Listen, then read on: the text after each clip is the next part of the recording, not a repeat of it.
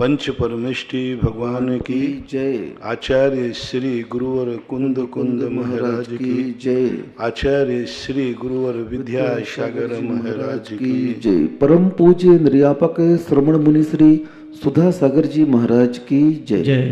पूज्य महासागर जी महाराज की जय। आचार्य संघ की जय। कल अपना प्रसंग चला था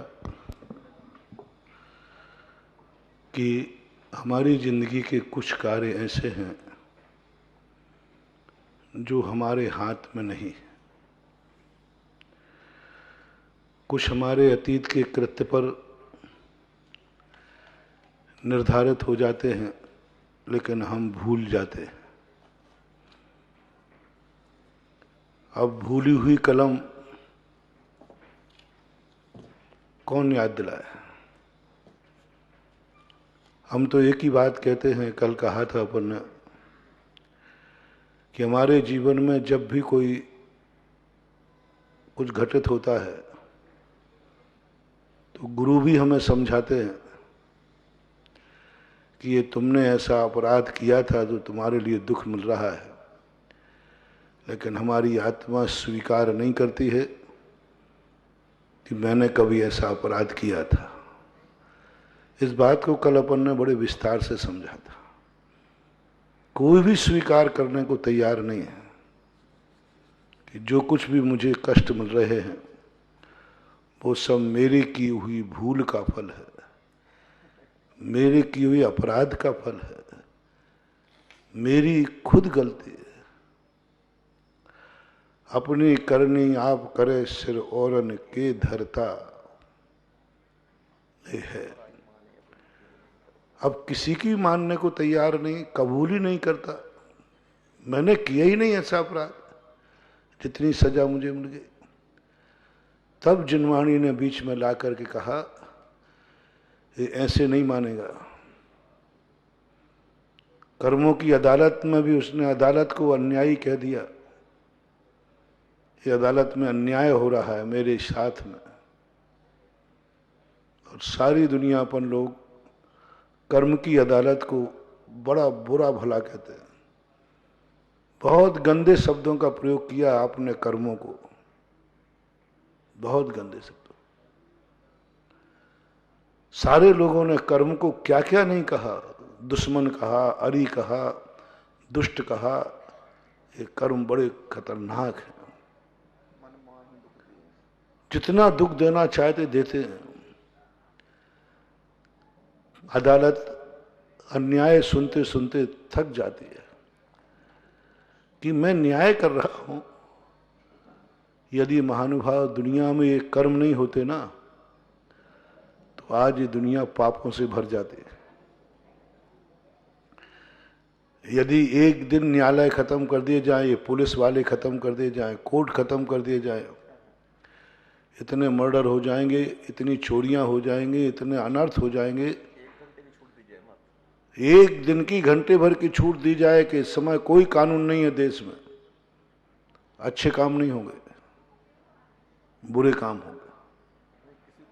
जब जब कानून ने छूट दी तब तब किसी ने अच्छा कार्य नहीं किया, बुरे कार्य कर दिए। संसार का नेचर है। इसलिए संसार पे कानून चाहिए, न्यायालय चाहिए, कोर्ट चाहिए, कचहरी चाहिए। ये कोर्ट, कचहरी, न्यायालय, पुलिस, थाने वगैरह, ये सबके कारण से अपन लोग, सारी दुनिया अनुशासन में चल रही है। अंदर तो बारूद भरा हुआ है क्रोध का। जब किसी से झगड़ा होता है तो ऐसे लगता है कि इसको इसी समय गला दबा के मार डालो। आप अपने दुश्मनों के प्रति परिणाम देखो कैसे आते। मात नहीं मार पाते इसलिए कि अभी पुलिस आ जाएगी, जेल में सड़ना पड़ेगा। जैनियों को गुस्सा नहीं आता सो बात नहीं है, गुस्सा बहुत आता है, लेकिन वो इसलिए प्रैक्टिकल नहीं करते हैं क्योंकि उनको जेल का ज्ञान है, फांसी का ज्ञान है, कानून का ज्ञान है। कानून के डर से हम शांत बैठे हैं। नहीं तो जैनी कानून का डर उठा दिया जाए, जैनी तो फिर बहुत कलाकार होता है, लेकिन कानून। दूसरा डर जो सम्यक दृष्टि है, जो सम्यक दृष्टि है ये भी कहीं कम गुस्सेल नहीं है। मुनिराज के पास भी शक्ति कम नहीं है। मुनिराज को तो क्रोध आ जाए तो ऐसा क्रोध है कि 12 योजन की पूरी भूमि को जला के भस्म कर दे। बारूद तो भरी है मुनिराज के पास भी, सारी बारूदें भरी पड़ी है। तुमसे ज्यादा क्रोध, तुमसे ज्यादा पाप करने की शक्ति, मिथ्या दृष्टि में जितना क्रोध पाप कसाय करने की शक्ति है, सम्यक दृष्टि में उससे ज्यादा शक्ति होती है पाप करने की, क्योंकि वो पुण्य का बंध ज्यादा करता है, इनकम ज्यादा होती है। जिसके इनकम ज्यादा होगी वो ज्यादा पाप कर सकेगा। सम्यक दृष्टि तो बहुत सारी इनकम, और ग्रस्त में जितने पाप करने की शक्ति होती है, पाप का क्रोध, मान, माया, लोभ, कसाय, राग, द्वेष, जो भी अपन जानते हैं, सबसे ज्यादा शक्ति होती है मुनिराज में। क्यों? कि मुनिराज की इनकम ज्यादा है पुण्य की। 24 घंटे पुण्य कमा रहे हैं, कोई पाप तो करते ही नहीं, पुण्य कमा रहे हैं सुबह से शाम तक। मैं तो कभी मुनिचर्या में कभी ये देखते ही नहीं हूं कि मुनि कुछ अशुभ कर रहा है। मुनि यदि अपनी पूरी चर्या पाले तो 24 घंटे में कमाई के अलावा कुछ है ही नहीं। खर्चा तो 1 रुपया का नहीं है। मुनिराज का खर्चा तो 1 रुपये का नहीं है, कहीं से भी पाप नहीं करता, मन विशुद्ध रहता है, सुबह उठता है, सामायिक करता है, प्रतिक्रमण करता है, भगवान की स्तुति करता है, प्रवचन सुनाता है, आहार को जाता है, आहार में भी विशुद्ध भाव रहता है, बाद में सामयिक। कहाँ से कुछ गड़बड़ करने का है ही नहीं मौका। महावीर ने ऐसी चर्या बनाई मुनि की कि 24 घंटे का शेड्यूल इतना निश्चित कर दिया कि तेरे किसी भी, इसलिए मुनिराज के साथ 108 लगाते। 108 पाप कर्मों के आश्रव के द्वार हैं ये। क्रोध, मान, माया, लोभ, मन, वचन, काय, समरम्भ, समारंभ, आरंभ, कृत कार्य, अनुमोदना, ये सब परस्पर में गुणा करने 108 है। और इन 108 पे द्वारों पर एक एक पहरेदार बैठा दिया मुनि का, एक एक व्रत, एक एक नियम, हर गेट पे बैठा है। गलत वर्णाएं आ ही नहीं सकती, आ नहीं सकती। इसलिए कमाई ज्यादा है, इनकम ज्यादा है। एक गरीब को गुस्सा आ जाए तो क्या करेगा किसी का, और एक अमीर को किसी के पीछे पड़ जाए ना तो जड़ से बर्बाद कर देता है, क्योंकि वो शक्तिशाली है। शक्तिशाली व्यक्ति को क्रोध आ जाए तो बहुत अनर्थ हो जाए। शक्तिहीन को क्रोध आ जाए तो क्या करेगा? मुनि महाराज का क्रोध सबसे ज्यादा होता है, खतरनाक। इतनी खतरनाक बारूद है मुनिराज के पास, इतनी खतरनाक कि बस विस्फोट हो जाए तो संभाल नहीं पाओगे। एक मुनिराज का विस्फोट हुआ, सारी की सारी 12 योजन की द्वारका को कोई नहीं बचा पाए। बलराम और नारायण पूरी ताकत लगा दी, समुद्र का पानी उखेल फेंक दिया, लेकिन मुनिराज की लगाई हुई आग थी, कोई नहीं बुझा पाएगा। आकाशवाणी, देवताओं ने हाथ ऊंचे कर लिए, दुनिया की लगी हुई आग हम बुझा सकते हैं। कल्पांत काल पवनोदत वन्य कल्पम दावा नलम ज्वलित मुज्ज्वल मुस्फुलिंगम विश्वम जगत सुमेव सम्मुख मापतंतम त्वन्नाम कीर्तन जलम समयत शेषम। ये जो कल्पांत काल हवा से उद्वेलित है, ऐसी आग की भी शांति हो सकती है भगवान आपके नाम से, आपके नाम लेने से, ऐसी। लेकिन मुनिराज के क्रोध की लगी हुई आग कोई भक्तांबर काम नहीं करेगा। सारे देवताओं ने हाथ ऊंचे कर दिए, हजारों देवता बलराम के पास और नारायण के पास थे। उन्होंने अपने देवताओं को आदेश दिया, तुम क्या कर रहे हो? ये द्वारका नगरी है, कुबेर ने बसाई थी, सबने हाथ ऊंचे कर दिए, ये आग नहीं बुझेगी, 2 बचोगे, सब जल गए, भस्म हो गए। इसलिए जो जो धर्मात्मा होते जाते हैं उनके पुण्य इतना आश्रय हो जाता है कि पाप की शक्ति बढ़ जाती है। पाप करने की, जैसे मैंने तुम्हें उदाहरण दिया, जैसे से धन बढ़ेगा उसके पाप की शक्ति बढ़ जाएगी, शरीर में बल बढ़ेगा पाप की शक्ति बढ़ेगी, हुकूमत बढ़ेगी, कुछ भी बढ़ेगा।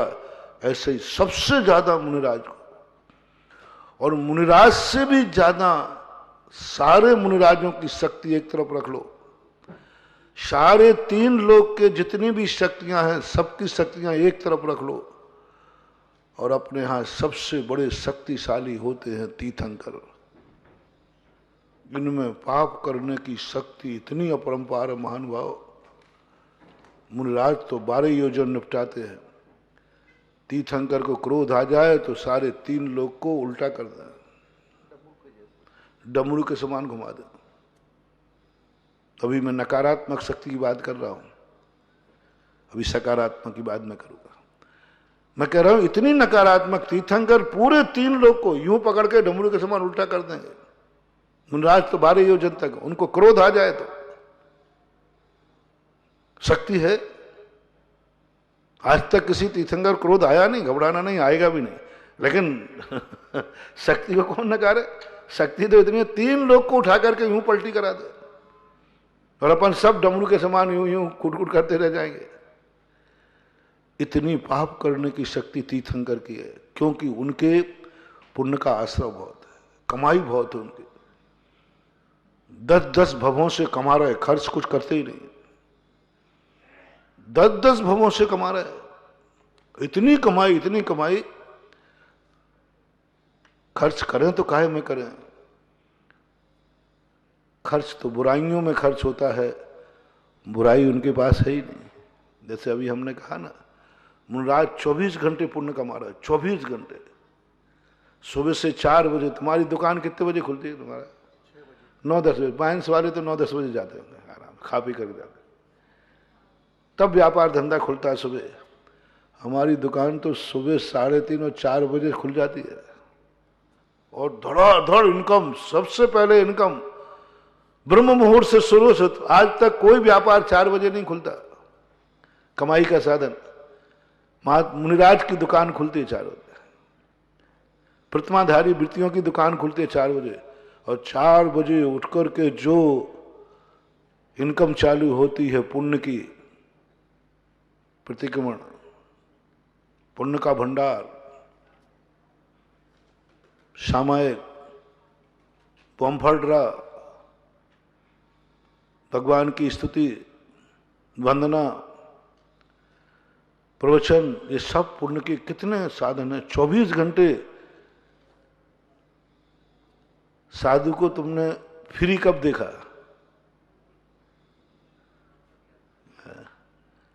कब लोग चलो महाराज के पास चलते, इस समय महाराज फ्री होंगे, 2-5 मिनट बैठ पाते हो? मुश्किल से 2-5 मिनट बैठे, हमारा दूसरा कार्य, आहार करके आए, चलो महाराज अब इस समय फ्री होंगे, कितनी देर बैठ पाते हो? 10 मिनट, 15 मिनट। सामायिक का समय हो गया, सामायिक से उठते ही 2 मिनट के लिए उठे, स्वाध्याय का समय हो गया, स्वाध्याय करके तुरंत मुश्किल से वो भी निकालते हैं, तो बाकी स्वाध्याय 4 बजे प्रतिक्रमण करना, प्रतिक्रमण चूक जाए तो फिर बाद में प्रतिक्रमण करो, फिर जिज्ञासा समाधान, फिर सामायिक। लो साहब 9-10 बज गए रात के। सोते समय भी व्यक्ति अपना कुछ ना कुछ ऐसा उपयोग, ऐसा संकल्प करता है, सोते समय भी शुभ चिंतन चलता रहता है, शुभ भाव चलते रहते। सोते सोते ही महाराज पता नहीं क्या क्या सोचते रहते, सोते हुए भी 6वां-7वां गुणस्थान झूलता रहता है। बहुत कमाई, खर्चा कुछ है नहीं, है ही नहीं खर्च, कहीं से भी खर्चा नहीं है। तीर्थंकर का इतना पुण्य, मैं ऋषभ देव के तीर्थंकर का पुण्य देख के दंग रह गया। एक पाप से शुरू हुई थी उनकी कहानी, एक ठोकर जरूर। बड़े आदमी भी कभी कभी चूक तो जाते हैं, लेकिन उस ठोकर से इतने चेतते हैं कि फिर बड़ी बड़ी ठोकरें भी उनका कुछ नहीं बिगाड़ पाती। राजा अरविंद की पर्याय में उनको एक महाबीमारी हुई, दाहे की बीमारी, और वो किसी से शांत होने को तैयार नहीं। एक दिन एक छिपकली की पूंछ कट के उसकी एक खून की बूंद उनके ऊपर आके गिरी, और जहां खून की बूंद गिरी वहां जलन उनकी कम हो गई। तो उन्होंने सोचा, अरे खून से मेरी बीमारी दूर होती है। तो उसने बेटे को आदेश दिया, जाओ मुझे खून का बावड़ी तैयार कराओ, खून की बावड़ी, खून का कुंड तैयार कराओ, मैं उसमें कूदूंगा, नहाऊंगा तो मेरी जलन ठीक हो जाएगी, क्योंकि एक बूंद से जब इतनी शांति मिली, पूरे से कितनी। बेटा धर्मात्मा था, घबरा गया, भयभीत हो गया। आदिनाथ भगवान के जीव की बात कर रहा हूं, बहुत पहले, बहुत पहले। जितने महान आत्मा है ना, इनका इतिहास भगवान ही मालिक है। हाँ, इतिहास हमेशा काला ही होता है। बेटे ने कहा, पिताजी आप वैसे ही बीमार हैं, अशुभ कर्म है, ये कह दे। बोले नहीं, मेरी दाह खत्म हुई है खून से, मैं खून के कुंड में नहाऊंगा। बेटे ने कहा, क्या करूं, एक कुंड बनाना है, कितने पशुओं को मारूंगा तब कुंड का कुंड भरेगा। उसने कहा, जी पिताजी। और उसने लाख का रंग का, खून के रंग का मिला करके कुंड बना दिया। और जैसे ही वो कुंड में उतरा तो अब खून तो खून ही होता है। उसने कहा, ये तो दूसरी गंध है, दूसरा स्वाद है, दूसरा स्पर्श है। हाँ पिताजी, मैं क्या करता, मैं नहीं मार देता। तो वो कुंड से निकलकर अपने बेटे को मारने का, मैं तेरे खून से नहाऊंगा। और जाकर के क्रोध में जा रहा था, एक ठिब्बा लगा, एक लकड़ी पेट में गई, मर गया, मर के नरक गया। राजा था अरविंद, बहुत बड़ा राजा था। उसने बहुत युद्ध जीत करके धन का संग्रह किया था, लेकिन नरक चला गया। लेकिन वो धन उसकी दृष्टि में रखा हुआ था। फिर नरक से निकल करके अपने खजाने के भंडार में सांप हुआ। ये नियम होता है कि जिनको धन दौलत के रहते वे सांप बनते हैं और उसी भंडारे में बनते। जब कोई उस भंडारे में जाए तो वो सांप धन निकालना नहीं देता, फुसकारता। बेटे ने जाके महाराज से पूछा, महाराज हमारे खजाने में एक सर्प ने जन्म लिया है, वो किसी को अंदर नहीं आने दे रहा है। महाराज ने कहा, बेटा यह तुम्हारा ही पूर्वों का वंशज है, जो भी पीढ़ी निकल गई, नरक चला गया था ना, तुम्हारे पूर्वजों का वंशज है ये। इतने पीढ़ियां पहले तुम्हारा एक राजा हुआ, वो है सर्व, उसको आप संबोधन जाके करो, वो नहीं जाने देगा। संबोधन करो, उसको जाति स्मरण हो जाएगा। जैसे संबोधन किया, उस सर्व को जाति स्मरण हुआ,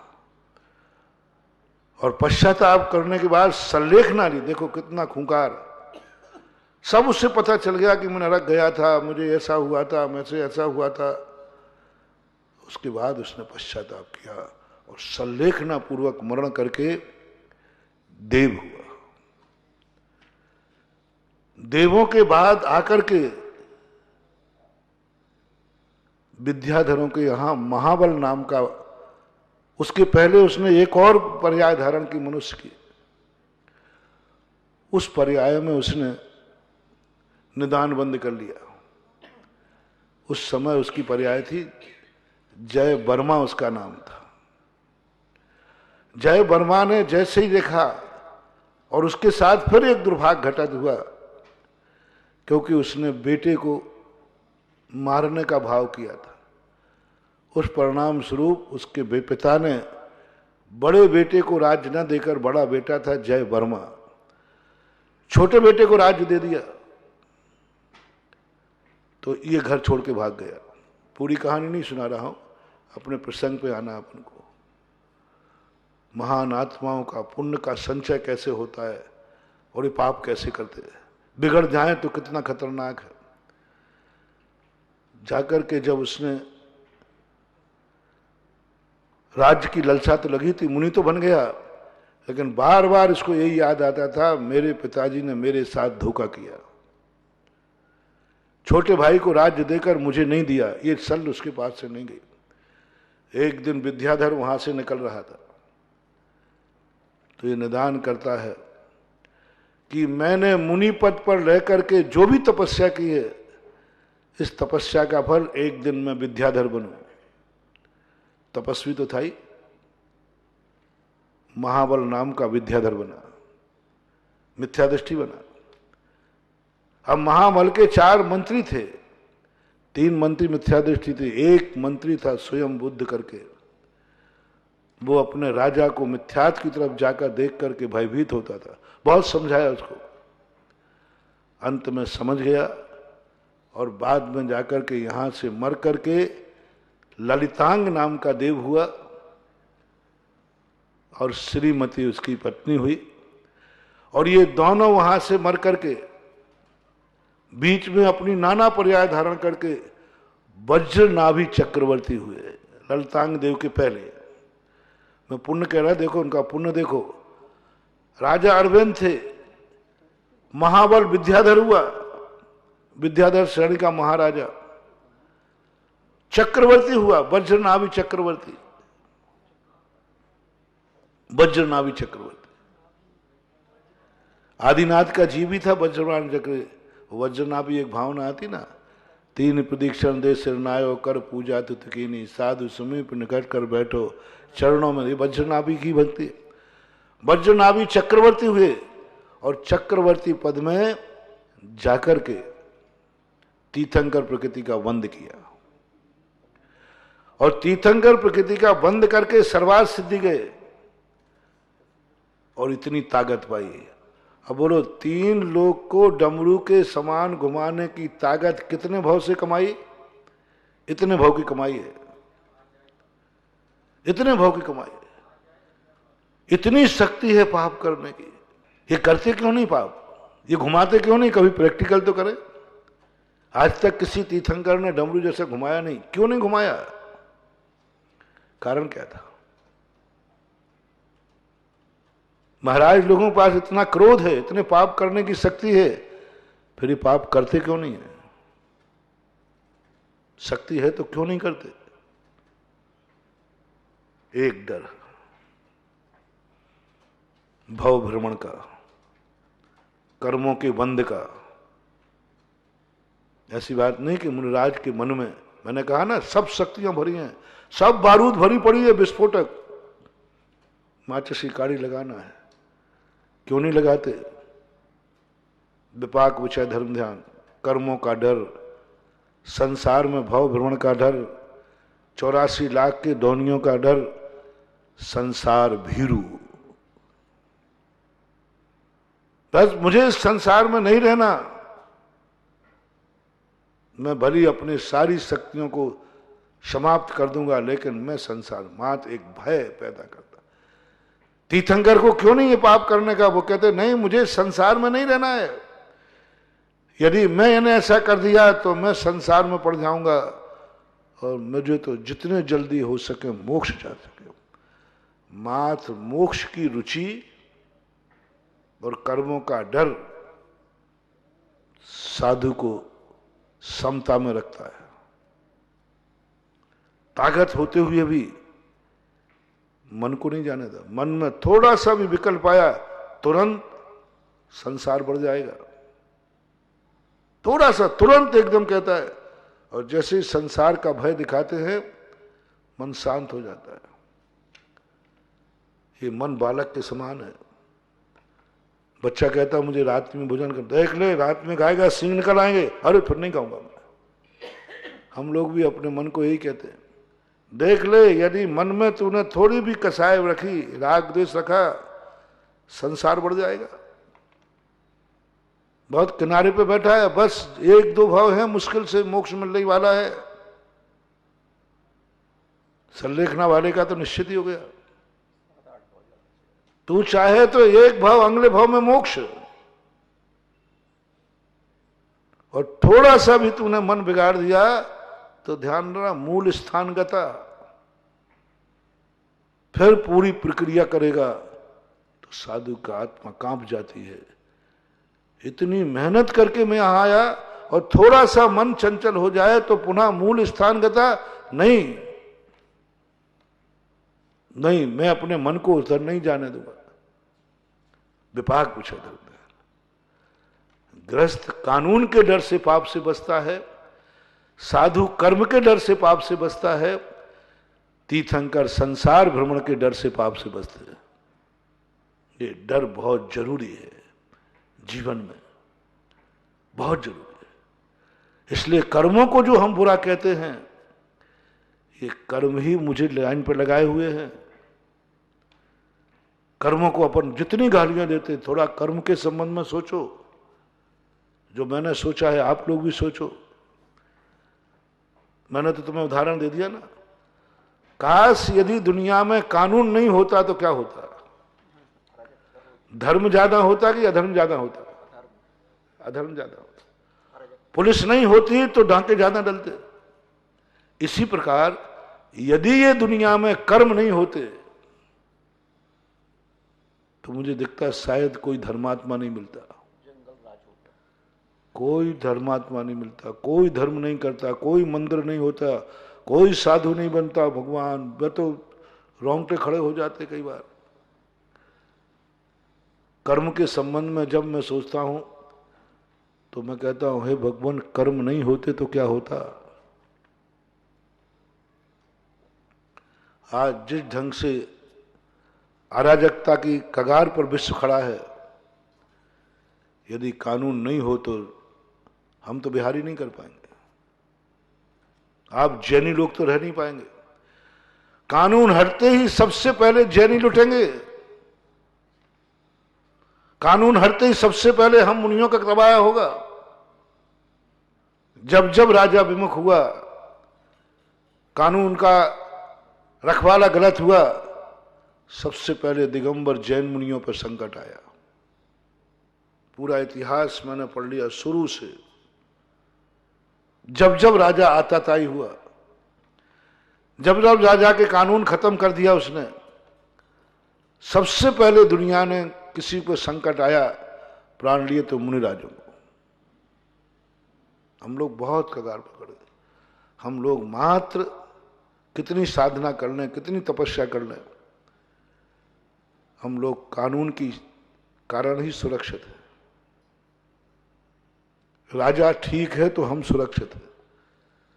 हम लोगों को कई बार भावना पड़ती है कि राजा अच्छा हो। चुनाव के समय भी हम लोग भावना भाते हैं, अच्छा राजा आ जाए। हालांकि हम लोगों को कहा है, काहू की धन हानि किसी जय हार न चिंते, लेकिन बहुत खतरनाक है। यदि राजा प्रतिकूल आ गया तो राजा सबसे पहले अटैक करेगा।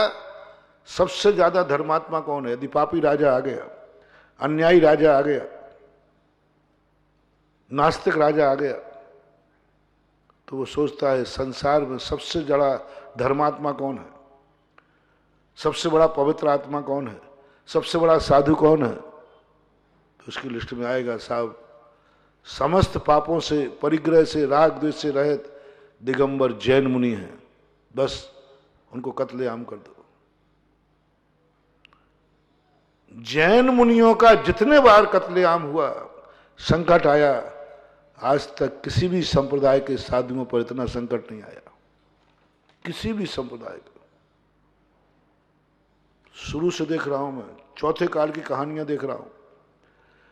चौथे काल के भी संप्रदाय थे। सुंडाल सरपणी में चौथे काल में हुए, हर संप्रदाय था। किसी भी संप्रदाय के साधुओं पर इतने संकट नहीं आए। जैन राजा हुए हैं, चक्रवर्ती हुए हैं, लेकिन किसी को दुख पहुंचाते नहीं, किसी का नाश करते नहीं। लेकिन जब जब ढोर जैनियों से हटकर आताताइयों के संग गए, जैनियों का हस्तिनापुर में देख लीजिए, 7 दिन के लिए दुष्ट राजा बन गया, 700 मुनियों पर उपसर्ग आ गया। एक दुष्ट राजा से 700 मुनियों को क्या वेदनाएं भोगना पड़ी चौथे काल में। इसलिए हमेशा आपकी भक्ति में भी, हमारी भक्ति में भी आता है, आपके शांति पाठ में भी आता है, राजा अच्छा हो, है क्षेमम सर्वप्रजानम, नृपति आदि सब आया उसमें कि अच्छा राजा हो।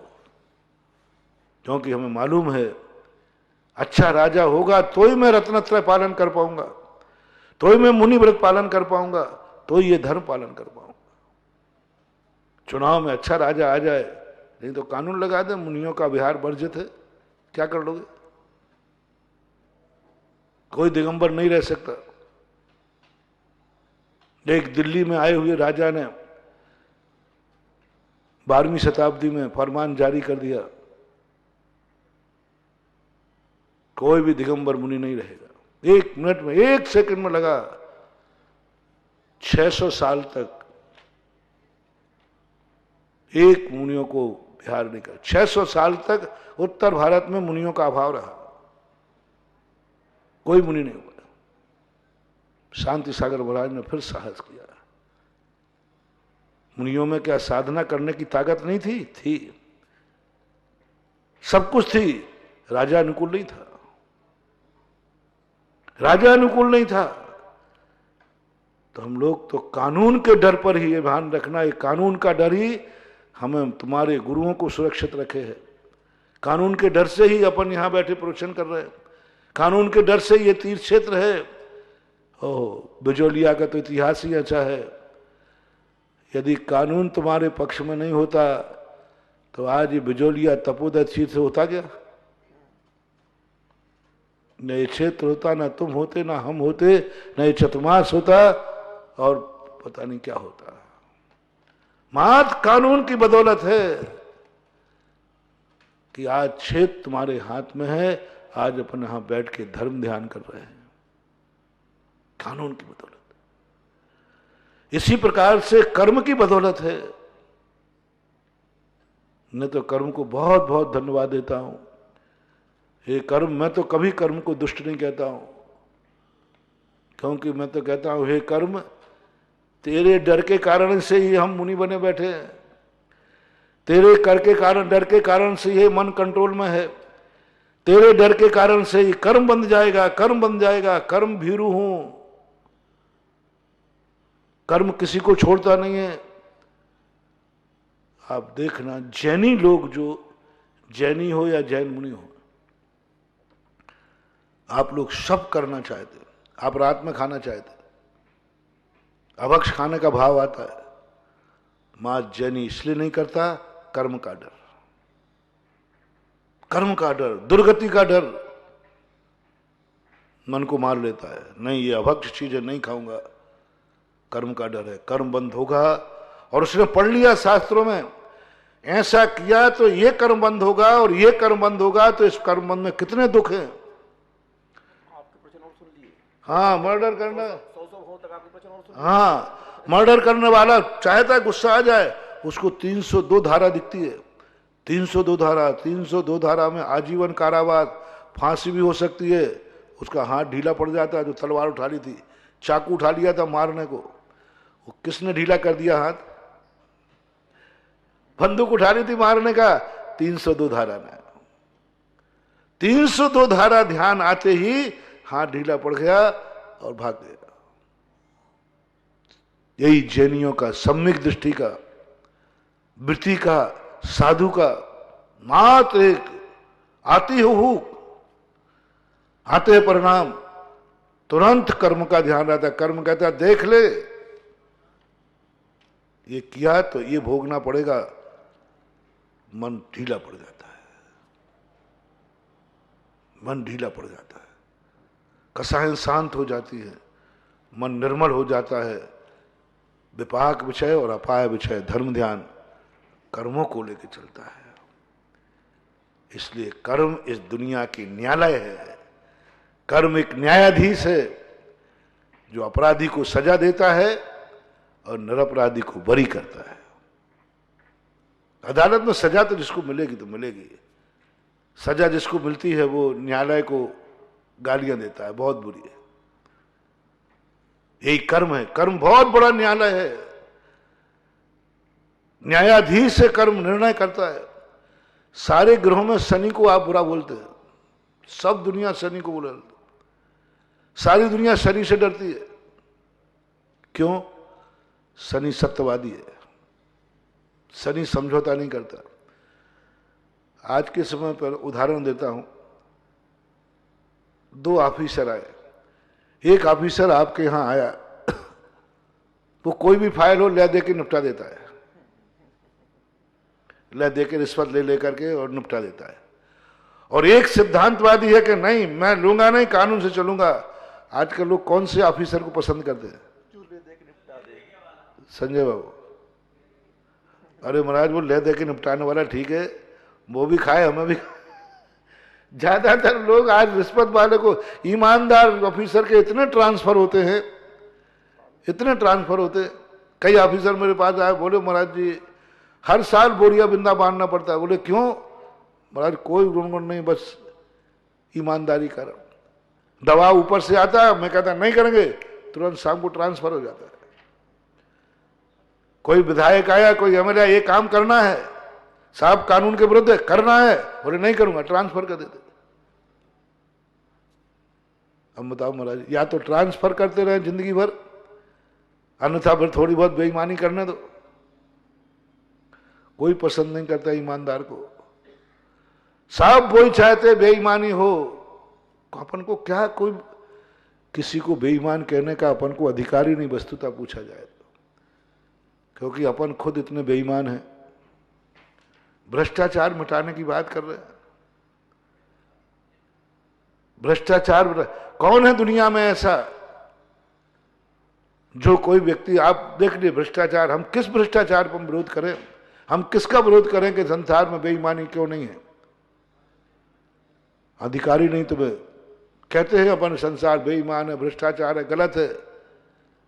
मैं आपसे पूछता हूं, आप ट्रेन में जा रहे हैं, आपको टिकट नहीं मिला, तो आपने टीटी को 500 रुपया देकर बैठना पसंद करोगे कि गाड़ी छोड़ना पसंद करोगे?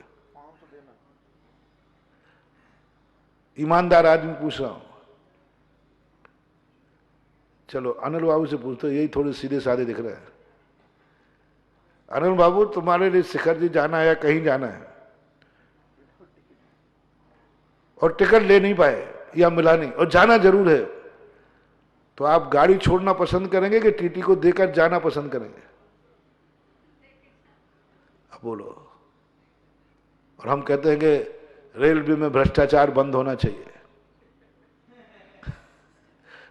बेईमानी बंद। टीटी को हम खुद कह रहे भैया ले ले, तू टिकट दे दे, बैठने दे देंगे, अच्छे अच्छे लोग दे देंगे, बड़े ईमानदार लोग दे देंगे। यहां तक कि प्रतिमाधारी जो ब्रह्मचारी हो वे भी कहेंगे भैया ले ले। प्रतिमाधारी भी दे देगा रिश्वत, कहेगा भाई दे, तू ले तो दे सही, मुझे तो टिकट दे दे, बैठने का जाना है। अब हमने अपनी मजबूरी समझो, लेकिन आखिर हमें बेईमानी की शरण तो लेना ही पड़े। 2 नंबर में टिकट लेना ही पड़ा, समर्थन करना पड़ा, कैसे करके करें। और मेरे से और पूछ ले महाराज जी अब मैं क्या करूं? अब देखो मैं भी फंस रहा हूं, चिंता मत करना। महाराज जी आचार्य श्री के दर्शन करने जाना है, जरूरी जाना है। सम्मेद शिखर जी जाना है जरूरी, लेकिन टिकट तो मिलने वाला नहीं है। 1 महीने तक हाउसफुल चल रहा है। बस एक रास्ता है कि ब्लैक में टिकट बिक रहा है। टीटी को यदि हम 500 रुपया दे दें तो टिकट मिल जाएगा। और शिखर जी जाना है और मेरे से सलाह ली है, तो मेरे से क्या उम्मीद करते हो आप? मैं भी शायद भैया दे दे 500 रुपया, तुझे शिखर जी मिल जाएगा, आ जाएगा। कुछ मजबूरियां ऐसी हैं जहां बेईमानी का स्थिति बन जाती है। फाइल पड़ी है कि कोई इसमें पड़ी हुई है। आज सारी दुनिया ये समझती है कि जो काम ले दे के निपटता है उससे अच्छा काम दूसरा नहीं है। चलो 500 रुपये और कमा लेंगे, सबसे। और शनि एक ऐसा ग्रह, सारे ग्रह ले दे के निपट जाते, सारे ग्रह के ले दे की पूजा हो जाती है, ले दे के निपट जाते। शनि एक ग्रह है जो समझौता नहीं करता। 7.5 शनि का नहीं रहता, बुध का भी रहता है, गुरु का रहता है, शुक्र रहता है, लेकिन ये एडजस्ट करने वाले ग्रह हैं, ये एडजस्टिंग कर लेते हैं। तुम भी जियो हम भी जिए, शनि किसी से एडजस्ट नहीं करता, सत्यवादी है, सिद्धांतवादी है। तुमने जो किया है वो तुम्हें भोगना पड़ेगा, तुम चाहे मेरी पूजा कर लो, चाहे पाठ कर लो, कुछ भी कर लो। शनि किसी से मानता नहीं है, क्योंकि ईमानदार है, बस और कुछ नहीं है। लोग शनि को बुरा कहते हैं। शनि बहुत सत्यवादी, उसका सिद्धांत पढ़ो। जब मैंने सारे ग्रहों के नेचर पढ़े, सारे ग्रहों के स्वभाव पढ़े, तो सबसे ज्यादा ईमानदार पूरे ग्रहों में, सत्यवादी, ईमानदार, कोई समझौता नहीं कर, शनि है। वो मानते ही नहीं किसी, अड़ैया हो चाहे 7.5 हो, वो तो लगेगा। क्यों? वो कहता मैं समझौता नहीं करूंगा, तुमने किया है 7.5 भोगो, मैं समझौता नहीं करूंगा। पहले मैं शनि को मैं भी बुरा मानता था, लेकिन जब शनि का स्वभाव पड़ा तो मैंने कहा वाह, बहुत, इन ग्रहों में एक ग्रह है जो ईमानदार है। लेकिन जब वो अपने पीछे पड़ता है तो अंत में मन हो जाता है कि हे शनि देव, ले ले एक पौआ तेल, लो मैं मुनि सुब्रत नाथ भगवान के पास जाता हूं। आ ही जाता है बेईमानी का भाव, आ ही जाता बेईमानी का भाव, ले देने का भाव आ जाता है। ये जब अपने कर्म के उदय में आते, अपन पूजा पाठ धर्म करके टालना चाहते, ये क्या है? बेईमानी तो है ही, बेईमानी तो है ही। पाप कर्म का उदय आ गया। पक्का मालूम है कि पाप कर्म मैंने किया था, अब इसको हम कैसे निपटाएं? तो शांति धारा कर लेते, अभिषेक कर लेते, माला फेर लेते। यानी पाप तो कर लिया और पाप की सजा आई तो उसको हम भागने का प्रयास कर रहे हैं। सूक्ष्म दृष्टि कह रहा हूं, सूक्ष्म दृष्टि कह रहा हूं आप लोगों के लिए।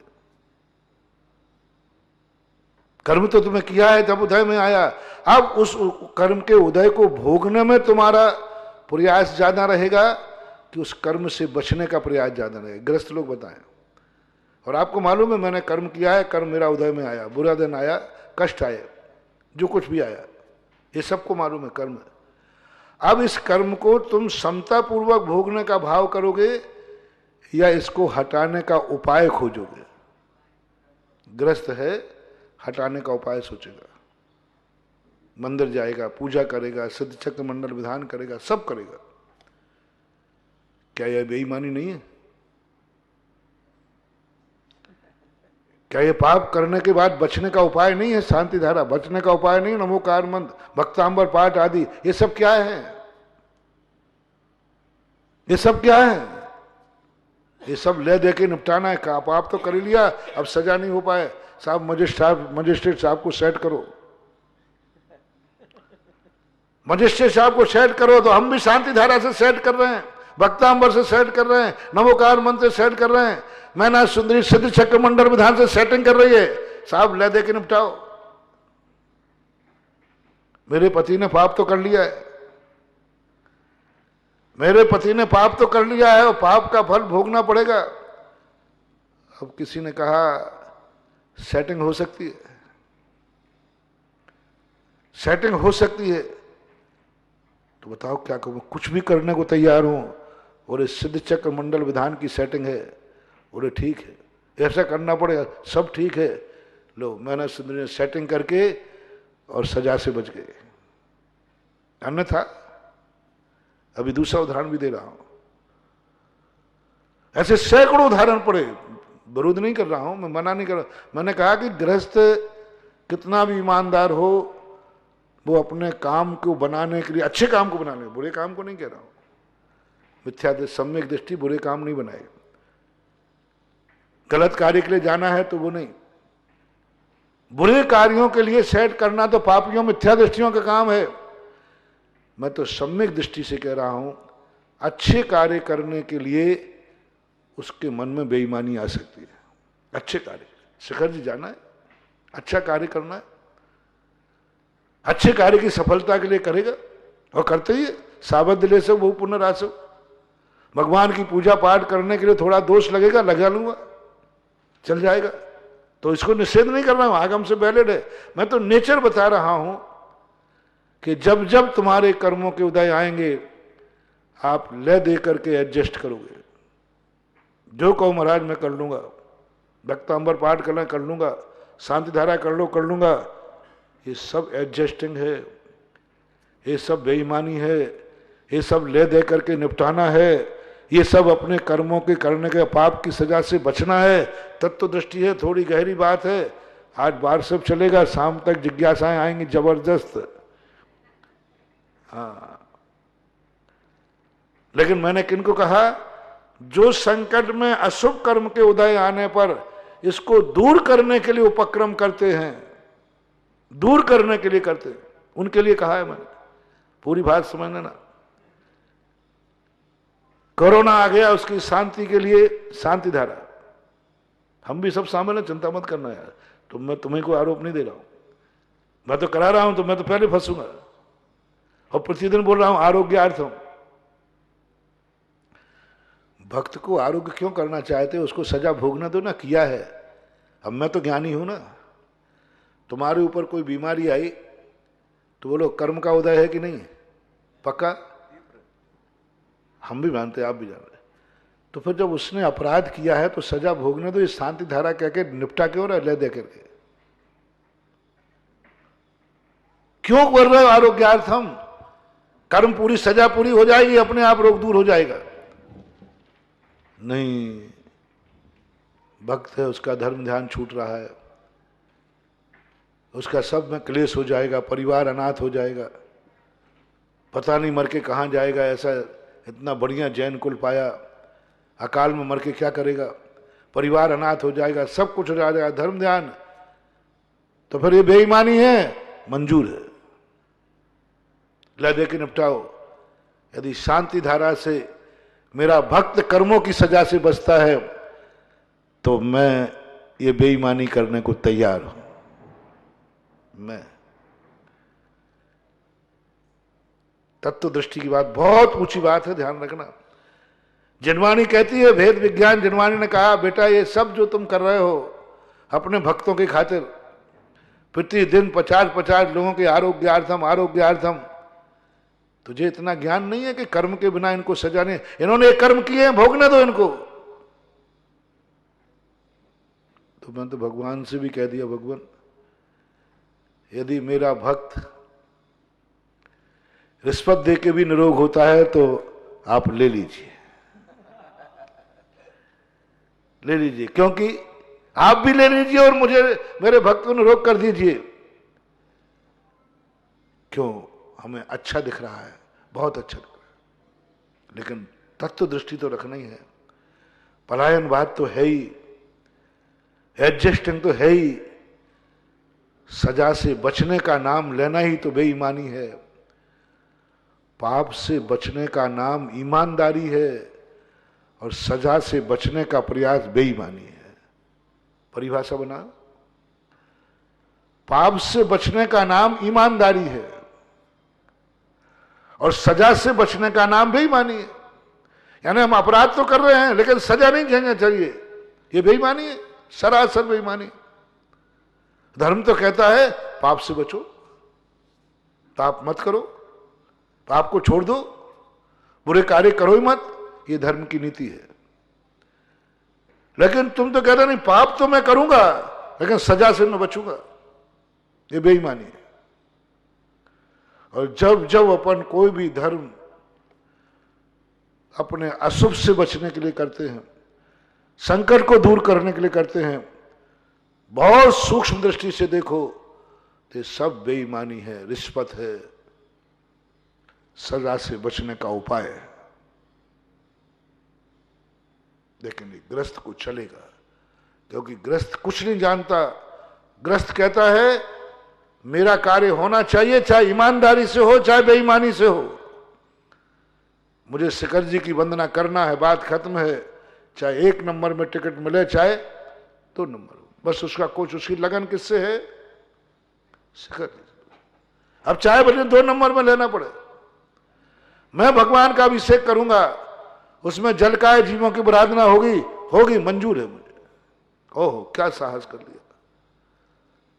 तू भगवान का अभिषेक करने जा रहा है, उसमें पानी में से जल लेगा ना तो जल का जीवों को धक्का लगेंगे,